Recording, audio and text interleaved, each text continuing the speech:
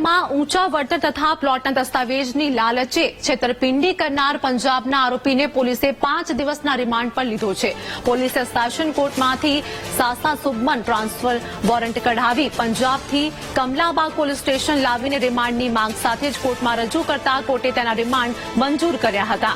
એક મહિલા સહિત 4 પંજાબીએ ₹60 લાખની છેતરપિંડી કરી હોવાની ઘટના સામે આવી છે, જેમાં 21 દિવસ પૂર્વે પોલીસ ફરિયાદ નોંધાઈ હતી.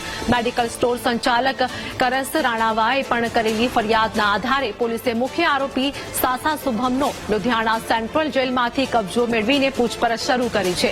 તપાસ કરતા આરોપીઓ અલગ અલગ રાજ્યોમાંથી આવીને લોભામણી સ્કીમોની લાલચે મોટી ઠગાઈ કરતા હોવાનું સામે આવ્યું હતું. આરોપીના રિમાન્ડ દરમિયાન છેતરપિંડીના અન્ય બનાવના પણ ભેદ ઉકેલાય તેવી આશા પોલીસે રાખી રહી છે.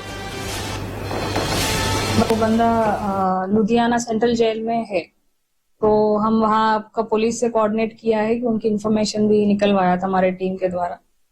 तो उसके बाद हमको पता चला है कि वो 2-3 दिन में बेल पे बाहर आने वाले हैं, तो इसलिए हम कोर्ट में से अरेस्ट वारंट निकलवाया था यहाँ यही.